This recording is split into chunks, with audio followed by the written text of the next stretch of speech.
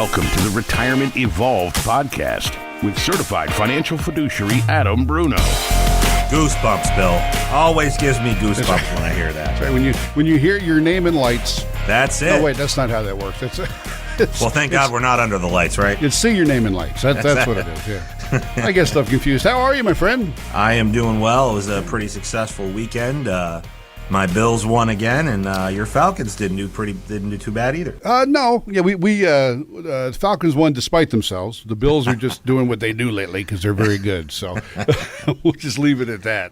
Yeah. Oh man, well listen, thank you all for being here and listening once again this week. Just to clue you in, this is the Retirement Evolved podcast with Adam Bruno. Adam is a certified financial fiduciary, private wealth manager, founder, president of the good folks at Evolution Retirement Services. You can find out more about them at evolutionretirementservices.com. Also, while you have a minute, please go ahead and click on the like, subscribe, follow, whatever button you have, because for some reason there can't be just one. Everybody has to have their own version. That's right, Bill. We don't care what it says as long as you do wind up following. That's all we care about. You know what? I recognize. First of all, I want to jump in and say thank you to everybody listening, because I finally realized how hard it is to listen, because I was doing an event the other night, and I said, has anybody in here heard the podcast? And one person raised their hand. And everybody else was kind of like, yeah, we want to listen. We just don't know how. Apparently, it's not easy to listen to podcasts these days. So thank you for listening. If you are listening, we very much appreciate it. Yeah, and of course, if you are listening, then you did find us. But we're available anywhere you can hear a podcast: Google, Spotify, Apple, all the major podcast places. But of course, if you're hearing us, we don't need to tell you that. So, but you can tell your friends at least. So yes. Maybe that will help. Catch-22, right? If you're hearing it, right. It's like the cable company when the internet goes out. Just go on your app. Well, I can't go on my app if I don't have any internet. What's going on Exactly. Here? Exactly. Yeah. So, but we do appreciate it. No matter how you got here, we do really appreciate you being here. And a lot of stuff to talk about today, but I always like to start out these things with something, a little bit of a twist, something a little fun to talk about. And I saw this the other day, and it just kind of struck me as funny that the headline was Arby's sells alcohol. Yes, yeah, now we're talking. Yeah. I did not see it, but you already caught my attention with the headlines. I could just hear what's in Ving Rhames, right? Yeah, we have the bourbon. Right, exactly. Yeah, well, apparently they don't sell it in the restaurants, but they have a new bourbon that's available out there wherever you buy your alcohol, and it's smoked, just like their meat. Oh, my God. Yeah, bourbon smoked over a bed of hickory, mesquite, and pecan wood, or is it pecan, depending where you're from. But it's their second attempt at selling some kind of bourbon. Last year, I think they did vodka infused with curly fries. I can't imagine why that didn't go well. Well, vodka's potatoes. I guess it makes sense, right? I mean, but that curly fry seasoning. Oh, yeah, that's not good. Oh, yeah, which got me to thinking, if you had a favorite food out there that you would want turned into a bourbon, what flavor would that be? A favorite food turned into a bourbon. You got to go with like Frank's Red Hot, like buffalo wing sauce, right? I mean, that would, to me, that would be interesting. A little spice in the bourbon. Okay. Yeah, that'd be all right with me. That'd be okay. Yeah, all right. Mine would be lobster. Lobster flavored bourbon. Yeah. My point is one of two things. Either it would be awesome, or after like 3 glasses, who cares? Well, that's really the point, right? It doesn't matter what flavor we make it. Exactly. And how often does the alcohol ever taste like the flavor anyway? It's like you have all these high hopes, and then you drink it, and you're like, oh, all I taste is the booze. It's like, honey, you want to go to Arby's? No, I'll just do a shot. Yeah. Thanks, it's the same thing. Those poor college students out there, take notice, right? Exactly. Oh, man. Well, listen, I wanted to talk about something today that actually a bunch of my friends are kind of talking about, and I'm sure you deal with this a lot at the office. People who are kind of on the fence about fully retiring, right? Whether it's because they like working or they just want to have something to do every day. I bring this up because a lot of my friends are talking about it. I know you just wrote an article for Kiplinger, which is very cool, and that's where I read this too. Kiplinger reporting that partial retirement is becoming very popular, especially since the pandemic. Have you been seeing this as well? Bill, we actually see this a lot with our families. You see it a lot with the more successful families because of the fact that they've done such a great job in their career. This whole thought of completely stepping away is scary for any individual who's highly successful, right? Because you have this idea that you have a routine, you have a system, you've been doing it so well, you're regimented into this system of success that you created for yourself. So what I see a lot of the times is I see highly successful families and the husbands and the wives, they've done so well throughout their careers that instead of retiring or in lieu of retiring, they are offered opportunities to consult. And that has been a game changer. So, for example, we have a family who he's a chemical engineer. All he does is consult now. So there's a lot of opportunity in different spaces to just consult for the larger corporations. And I would recommend that as opposed to, continuing to work and phasing yourself out. And that always leads to disappointment somehow or some way, because your roles are going to change. You're not going to be able to necessarily do the same things that you're used to doing. Businesses are going to evolve, no pun intended, and you're going to end up not doing the same job. Well, if you're a consultant, you're taking all of your best experience and all the items and the elements that you like from your career, and you're teaching it to somebody else, or you're implementing it somewhere else. So this idea of consulting is just a key. And even better, most of the time when these families consult, as opposed to retiring, they set up their own S corporations, filing as LLC. So the tax savings is usually a little bit better than being a W-2 employee for somebody else, because you have a little bit more leeway to kind of write things off, to be a little bit more in control of your finances, as opposed to being a W-2 and here's your paycheck and here's what we're taking out. So all of those items lead many successful families to say, yeah, we'll just consult. Or a lot of families also start their own little businesses. I've had families that started ice cream shops and loved it and hated it. And I've had families that have started, restaurants.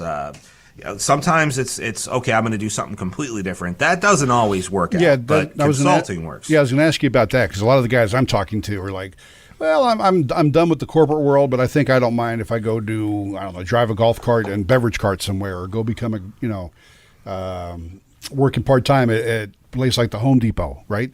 Just to have something to do, because I'm a big believer in, it's really funny, right? We go to work, and if all goes well, we work for like 40 years, 45 years, right? And pretty much. We're going to work every day. We get up. We have a reason to get up. And then suddenly, if you retire and just don't really have that, he can play mind games with you. The thing that I would say is the most important. Don't get out of your comfort zone too much and expect. If you do, you should expect that there's gonna be a learning curve. But a lot of successful families, they've established themselves in their career path so well that they feel like if they tried something new, anything that they do is going to turn to gold, right? And there's something to be said about what you're saying. Rather than just retiring and walking away, working was, especially for men, sorry guys, but it's the way it is. Working was, your sense of purpose. That's what ends up happening. Right. It becomes your sense of purpose, your reason for being. And that's in the internal DNA of being a hardworking guy taking care of your family. That's just the way it goes. But I was sitting with my daughter and her girlfriend the other night, and we had a nice conversation going. My daughter is applying to Ringling down here because she wants to take her art a step further and wants to get in the animation world. And her girlfriend August is working right now, and she's going to college, and she's still trying to figure out exactly what she wants to do, but she's taking classes on the side. And August, I had a conversation with her, and I said, listen, in my opinion, work has changed for me, this idea of work. I would rather get up every day and love what I'm doing than worry about the money. If somebody would have told me that, years ago, I probably would have been in the same spot now, but I would have done it a lot quicker, right? I would have found a way to do the things that I enjoy doing. Everybody says, well, you can't always like work, and you can't always. That's not true. I mean, Bill, if I asked you, do you love what you do? And I know what your answer would be. So I think that's the secret for the retirees as well. I don't care whether you're 18 or 80. You have to find something that you love doing that fills you with that sense of purpose that you're going to be giving up from your career, right? Right. That's how I feel about that. And I also know that just from my own personal experience and my family, that when you no longer have that purpose, it can be debilitating. My grandmother was a lovely lady. I would not have wanted to work for her. She ran a nurse's. Well, she basically was the head of nurses at a hospital for 40 years. Right. Can't prove it, but I'm pretty sure Nurse Ratched was based on her. But great to me, but I wouldn't have wanted to work for her. Anyway, at the end of 40 years, she retired, and we lost her within 5 years. There you go. Because she went home and she just sat down. And I know it's a big shift for people. I know, too, that a lot of times couples that retire together can find it to be a little bit difficult, right? Because suddenly you haven't been home with each other all the time because you're working, and now you are. So, I've read articles that say you should retire 6 months apart just to get used to that. Well, there's this idea of, it all comes down to the same thing. You retire, and then what do I do now? What's my purpose now, right?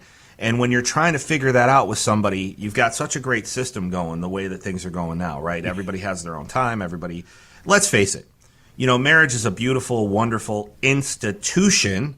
So the idea here is everybody's still a separate individual, though. Your marriage is one thing, but you still are separate individuals. You still have purpose. And now you throw all that confusion in to one couple who no longer has kids in the house, now what do we do, right? Yeah. And I think it's okay to ask those questions. I see it every day with these families. And I see it after they've been retired for a couple years. I see it as they're nearing retirement. But the reality is you find something that gives you purpose. And in a lot of ways, doing that extra job or doing that extra consulting gig, man, I've had so many wives say that's why I'm still sane, because if he was in the house all the time, I'd kill him. Yeah. And they literally will look at you with a straight face and say, I'll kill him. Yeah. And back to this idea, and I thought about this the other night, like I said, when I was sitting with August. She's just such a great person. And she said something about education. She said something about, doing something else. And she was trying to make a decision. But again, all these decisions, 18 or 80, have to be based on what's going to make us happy, what's going to give us a purpose. It has to have very little to do with the money, whereas we're teaching our youth right now that it's all about the money. And that's a completely wrong message to send. Yeah. I've told my daughter a million times, you don't want to go to college, don't go to college. I said the same thing to my son. I said, well, you're going to college because he got a scholarship. He's going to college, right? I don't care what you major in, but you're going to, somebody's paying for you to do this. You're going to do it, right? Right. So this whole idea, especially the way we teach our youth, and in a sense, the way that we teach ourselves.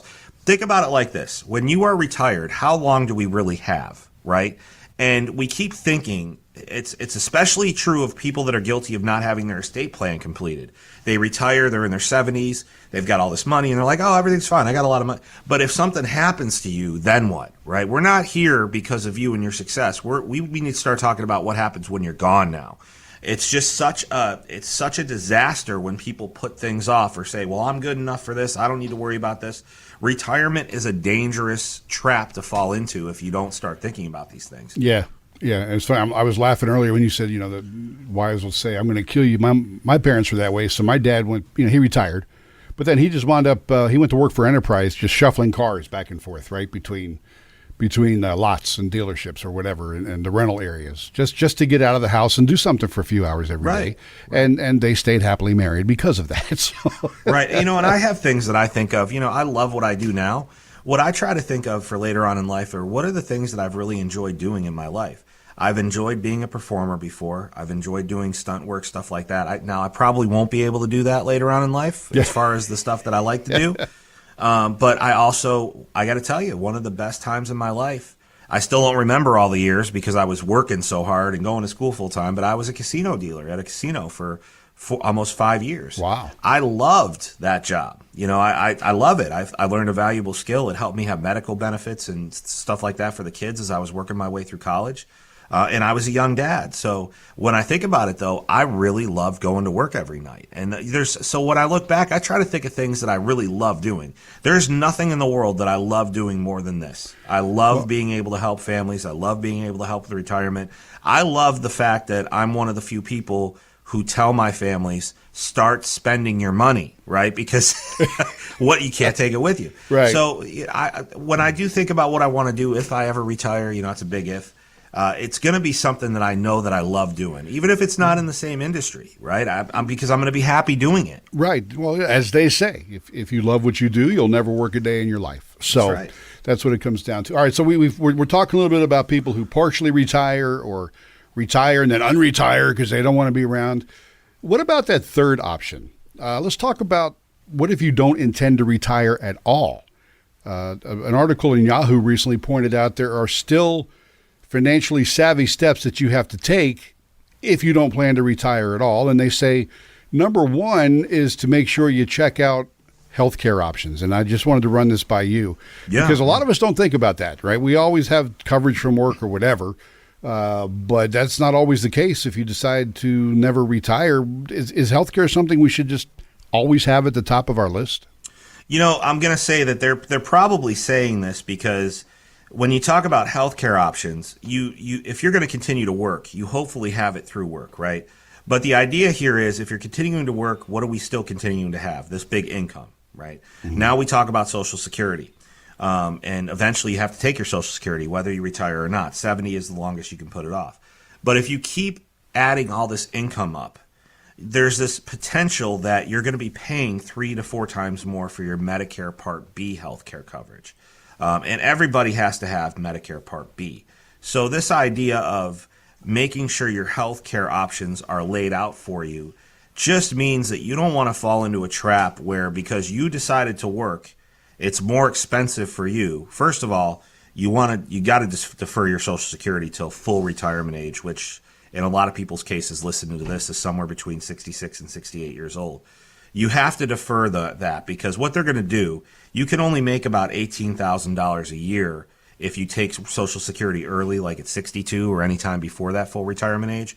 They're going to just collect, I think it's like 2 to 1, $2 for every dollar or something like that, and It goes back into the Social Security machine. And we all know how you feel about Social Security, Bill. Just tell us one more time how you feel about it. Not a fan.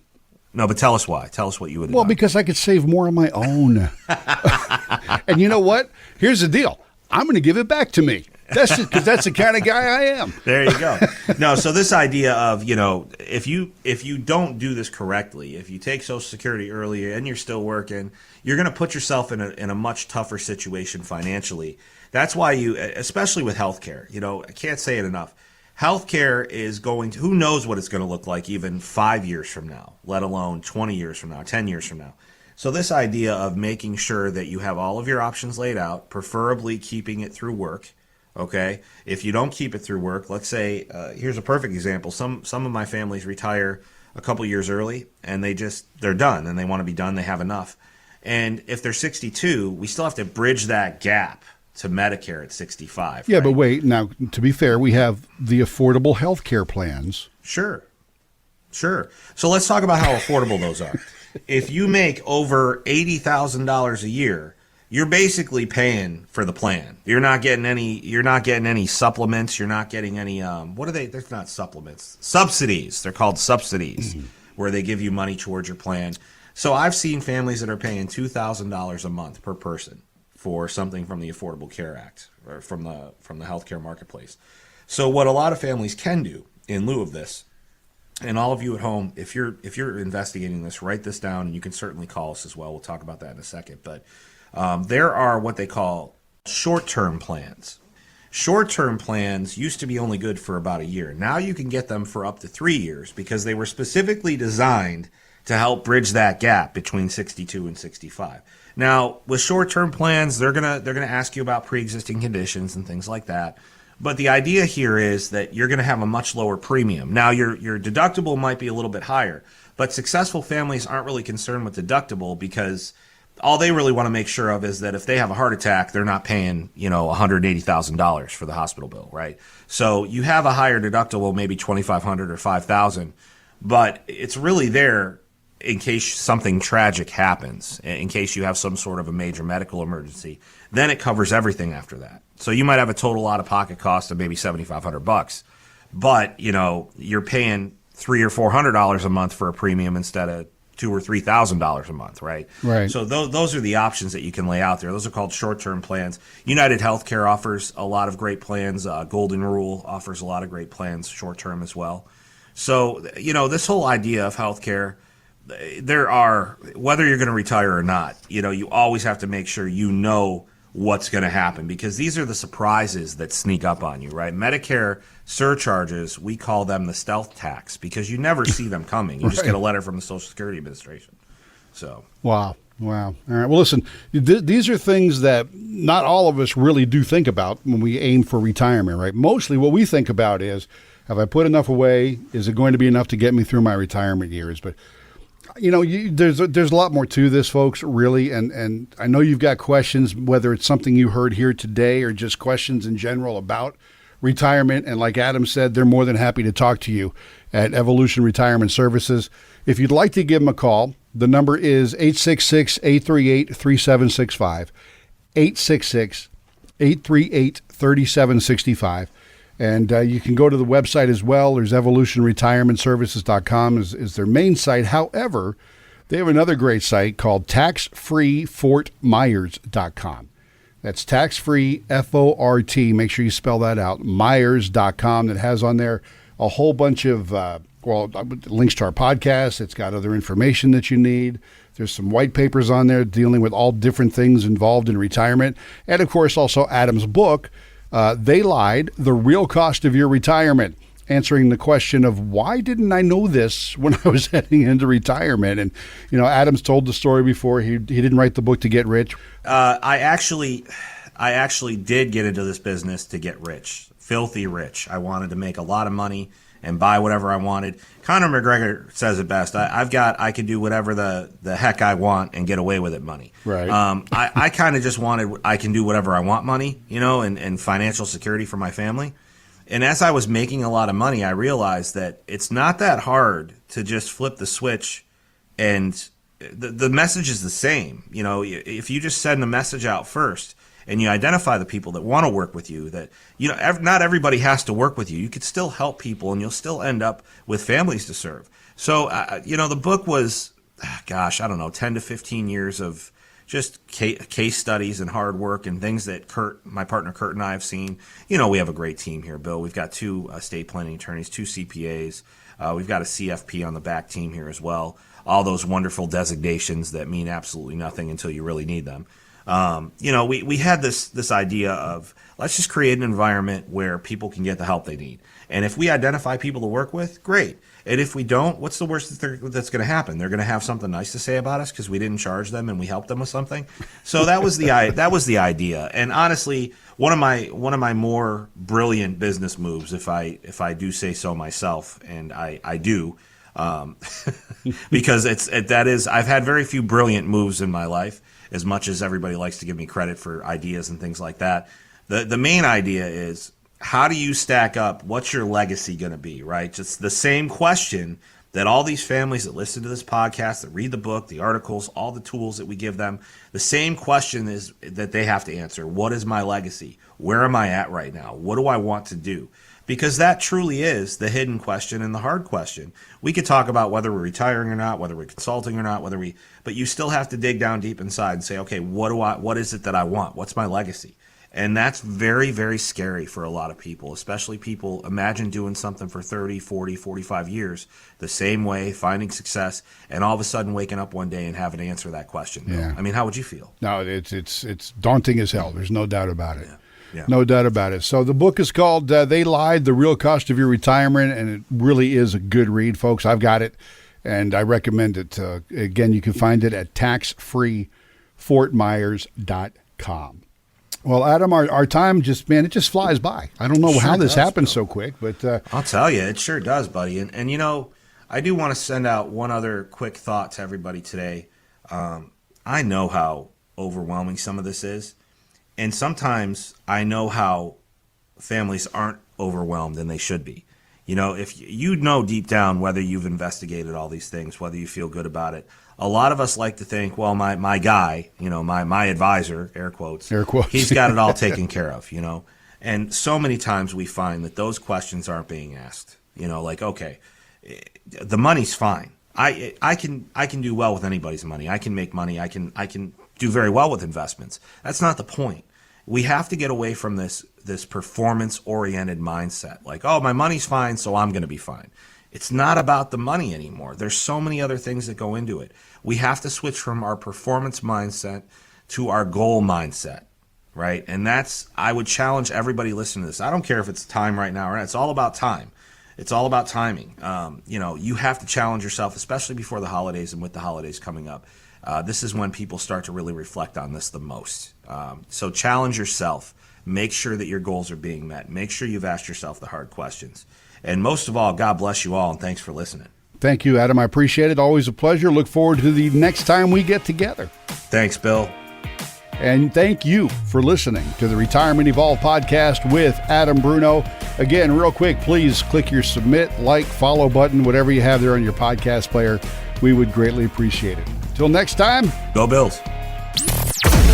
Investment advisory services are offered through Evolution Wealth Management Incorporated, an investment advisor registered with the state of Florida. Registration does not imply any level of skill or training. Evolution Wealth Management's unique CRD number is 307644. You can obtain a copy of Evolution Wealth Management's firm brochure, Form ADV Part 2A, free of charge by visiting advisorinfo.sec.gov. Evolution Wealth Management offers investment advisory services only, where it is appropriately registered or exempt from registration, and only after clients have entered into an investment advisory agreement confirming the terms of engagement and have been provided a copy of the firm's ADV Part 2A. Insurance services are provided by Evolution Retirement Services. Any guarantees mentioned are backed by the financial strength and claims paying ability of the issuing insurance company and may be subject to restrictions, limitations, or early withdrawal fees, which vary by the issuer. They do not refer in any way to securities or investment advisory products. You should consider the charges, risks, expense, and investment objectives carefully before entering a contract. This material has been prepared for informational purposes only and should not be construed as a solicitation to affect or attempt to affect either transactions in securities or the rendering of personalized investment advice. This material is not intended to provide and should not be relied on for tax, legal, accounting, or other financial advice. Evolution Wealth Management and Evolution Retirement Services do not provide tax, legal, or accounting advice.